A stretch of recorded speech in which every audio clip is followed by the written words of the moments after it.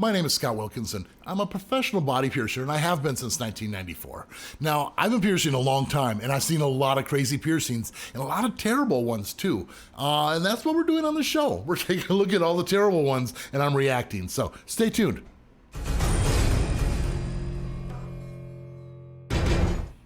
All right, gotta warn you, some of these are pretty bad. Let's get started.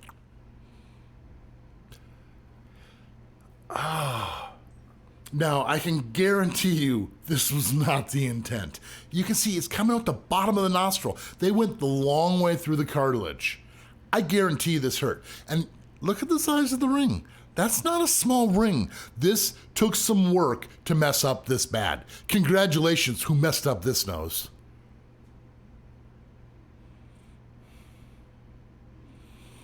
Now, back in the day, we used to get kind of creative with some of the industrials, seeing what could be done and couldn't be, but I could have told you my first year of piercing, this could never work. You're piercing the surface skin of cartilage. I mean, that skin is so taut and tight. Man, is that going to leave some nasty scars. If that's what you're going for. The good old snake eyes piercing. Little bit high for a snake eyes, but at least they have plastic beads to protect your teeth. What a false sense of security that is. Man, it's so shallow. You could end up with such a weird scar on this one. Why do people keep doing this one? It just doesn't work.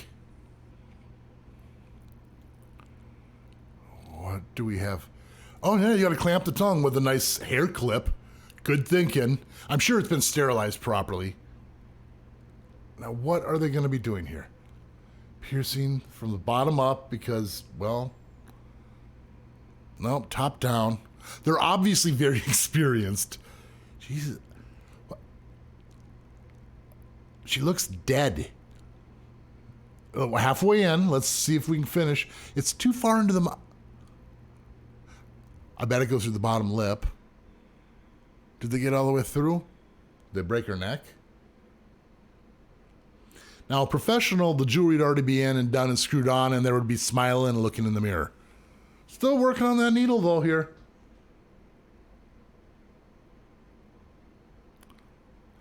Oh, my God. What are they? Oh, it's a cannula needle, so they're trying to cut the hub off the end so they can slide the jewelry in. They can't... Oh, my God, a nail clipper? How gross. This is going into fresh piercing. I don't want an infected tongue. Well, you're going to get one. Why? Don't worry about it. Get the jewelry in there if you're going to... It looks like that needle was way too small. What are they putting in for jewelry? Well, at least they have gloves on, right? Oh, man. There's pliers there to kind of get a good grip because there's blood everywhere out. Yeah, you can see that's right out of Dad's garage. Come on, people. Think about this. You're putting this in an open wound. You're trying to get a clean area, and you're putting a rusty garage tool on that open wound. Good luck to you in life.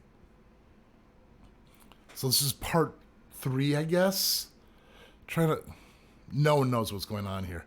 Man, you're just torturing people when you do this, and make sure you get a video so we can show everyone how great the experience was.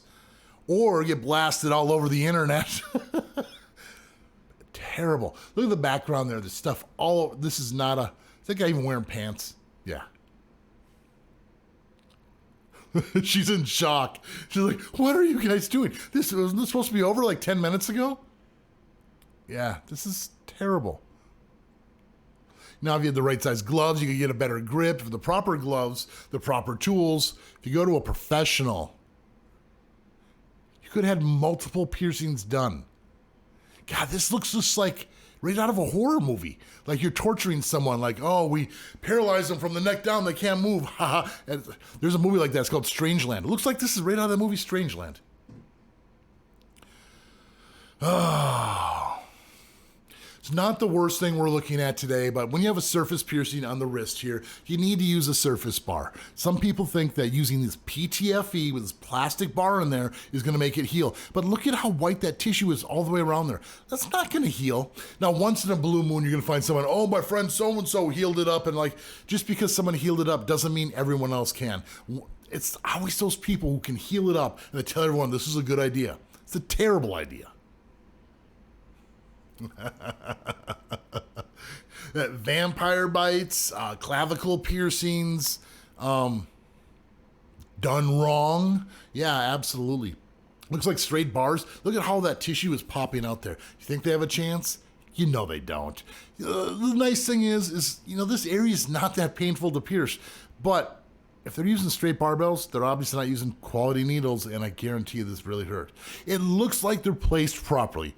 I will give them that. All right, let's see. Oh, looks like we're going for the snake eyes. Nice and slow. Slow and steady wins the race. Oh, no, we went out once. Let's go back up. Yeah.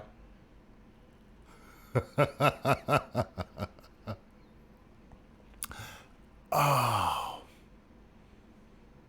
Surface piercings on the wrist. I mean, you can see the top ones, PTFE. The bottom ones look like they might be surface bars.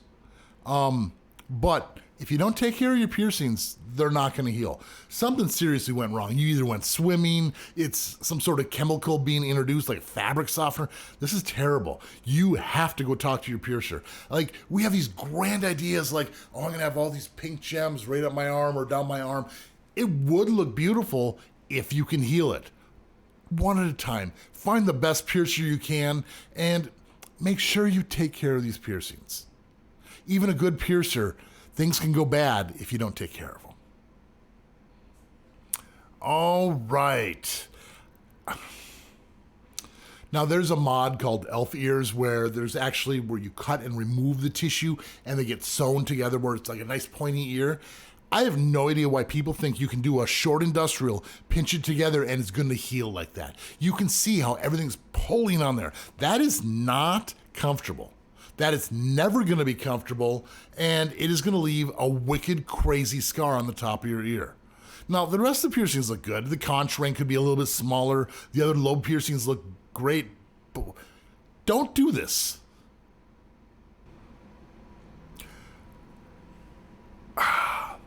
Now, first of all, larger gauge stuff does way better than the bridge piercing. The piercing looks straight. It looks like it's in the proper spot, but that bar is just, it's a hint on the long side. That's the only thing I'm going to say about this one. It looks like it's done properly. Now, if you've had this for a long time and it looks like, looks like there might be some dark spots around there like it's a fresh piercing, but if you've had this for more than a month, downsize. All right, so now, any guesses on what body part this is? Is this the chest? A leg? Is that supposed to be a nipple? I really can't tell. Either way, it looks like it's on its way out. That's the back of a dude's head. Oh my God, it's the back of a dude's head. How do you shave around that, man?